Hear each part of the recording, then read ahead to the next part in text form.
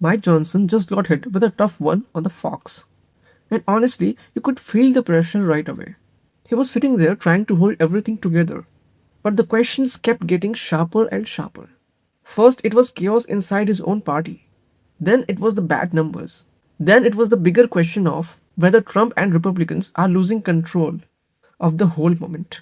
And every time Johnson tried to calm things down, it only made it sound like the situation was even more worse. So stay with me, because this interview really starts to fall apart fast. Nancy Mace came out of a classified briefing and seemed to reveal some of what was reportedly discussed about possible ground operations in Iran. There's people who ask, why should the administration brief Congress when Congress can't keep a secret? Are there any punishments for Congresswoman Mace in this instance? Well, it is not lawful to leak classified information. I'm not suggesting that's what Nancy did there, but it is a problem. I mean, we had a big briefing for all House members in the Congressional Auditorium, and it's a lower level of classification because some of these things are so sensitive, and there is a breach of trust here. And that's a problem for the institution and something we need to address in the long run, because we've got to get back to these. Secrecy is important, especially at a time of international conflict. And right there, you can hear how awkward this gets for him. He's trying to sound calm, but he's also admitting that this is a real problem. That is the issue for Johnson in the interview. He cannot fully defend what is happening, but he also cannot sound too honest about how bad it looks and why he's trying to downplay the mess inside his party. Trump is dealing with another problem altogether because the numbers around him are getting ugly too.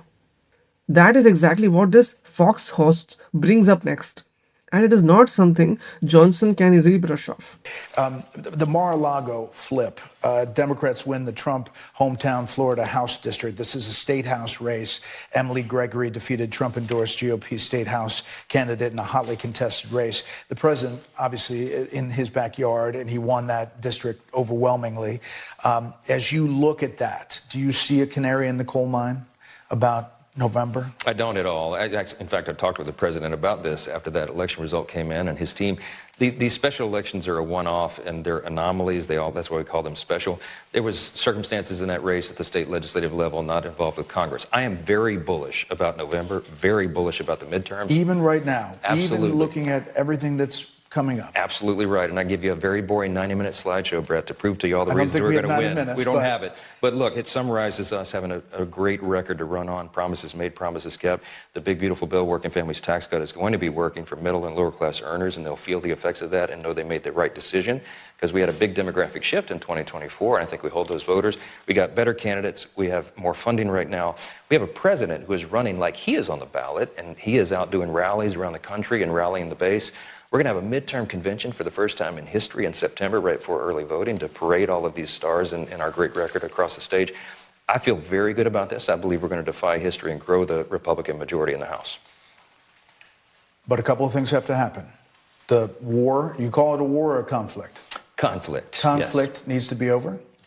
Yes, and I think it will be. I think it will be in due time, yeah. And gas prices and inflation needs to come down. Yeah, and those are directly related, because you get the Iran conflict resolved, and I think that comes right back to planet Earth.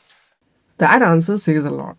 Johnson tries to sound confident, but you can hear the nerves underneath it. He's talking like everything is under control, but the facts keep telling a different story. And this was not just one bad election result or one isolated upset. The bigger picture is piling up fast. And that is what makes this so dangerous for Republicans right now. Because once losses starts stacking up, people stop calling them random. They start calling them a pattern. It appears that this Florida seat is going to be the 29th legislative seat that Democrats have flipped since Trump's second term began. Republicans, I should note, have flipped zero, nada, none, no seats since the 2024 election. And all of those seats Democrats have flipped, all 29 of them, this one sure does hit a little different, though, doesn't it? That is the part Johnson does not want to face. He can call it an anomaly all he wants, but 30 wins for Democrats and 0 for Republicans is not some tiny little hiccup. And on top of that, Fox also brought up Trump's numbers, which are getting harder and harder for his allies to explain away. The host even said these polls match what other networks are showing. So this was not just one bad number from one outlet. This was the kind of polling that cuts through the spin. You heard some of those polls that Jackie talked about, new Fox News polls. The president doesn't love Fox News polls, but these polls track with other polls that we're watching. How do you feel about the way things are going in the U.S.? Satisfied now, 36, dissatisfied, 64. The approval of President Trump on inflation and the economy down to 28 and 34%. Those are tough numbers, and you're a little way away from a midterm, but they're real. They're real. The president was on the previous program with the 5, and he was talking about the 100% support he has in Maga, and those are CNN polls showing that. Look, those numbers are not surprising right now because there's a lot of frustration in the country about the wait times at TSA, about gas prices. So much of this is and about the war, and the gas prices and the conflict in Iran are directly related. That is going to resolve soon. We very much believe that. We're very hopeful about that. And when it does, we get right back to the growing economy, because remember, we did the one big beautiful bill, the working families tax cut. We did that so that people would have bigger paychecks and bigger tax refunds. That's what they will be experiencing again as soon as the dust settles over this conflict. And there it is again. He keeps coming back to the same idea, that all of this is temporary, that everything will get better once the dust settles. And speaking of Trump being on Fox, there was another moment that really stood out, because he went from talking about serious issues to saying something so awkward that it instantly took over the whole clip. Do you, again, like Kayleigh, I would never ask you to tell us something that is classified, but do you have any insight as to how they are doing? Do they have drinking water? Do they have food? Right, I do. It's upsetting. I do. But first, you remember when we had lunch years ago in the base of Trump Tower when it was a brand new building? It's a long time ago, yes. A long time ago, and you haven't changed. Oh. You have not changed. Now, I'm not allowed to say this. It's the end of my political career, but you may be even better looking, okay? So I don't know what you're doing. But I will not say that. Has a lot I will to do not with say that because that will end my political career. You know, you're not allowed to say a woman's beautiful anymore.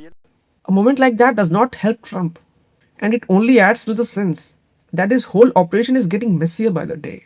And then Johnson was pressed one more time on whether Trump really has the authority to be taking military action like this in the first place. That is not a small question. That is the kind of thing Congress is supposed to deal with. And Johnson's answer does not make exactly anything clearer. There's all this talk about whether soldiers are going to take Carg Island or elsewhere. What do you say to lawmakers who say, if that happens, that definitely is when you would need AUMF, an authorization for the use of military force? We'll have to see how it shakes out. The intention and the hope is that we're not going to have boots on the ground in that situation over there. I think we can get this resolved without it. I think the leaders of Iran need to take notice of this, the president's resolve and our ability. We have a buildup of troops there because we're trying to point that out to them, and I think it'll have the desired effect. It should not be necessary. I hope that it's not, and I hope this resolves soon. That's the desire of Congress, again, so we don't have to take further action. We're not yet to the 60-day mark of this operation. The president's well within his legal authority to do this.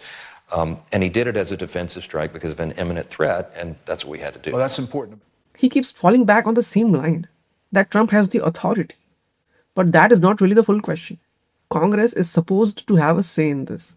And that is exactly why people keep pushing him. Instead of sounding like a speaker standing up for him, instead of sounding like a speaker standing up for his role, he sounds more like he's trying to cover for Trump at every turn. At this point, Johnson looks completely boxed in. He's defending bad polls, defending party chaos, defending Trump's decisions, and trying to pretend none of this is a big deal. And honestly, this interview was a disaster for Mike Johnson from start to finish.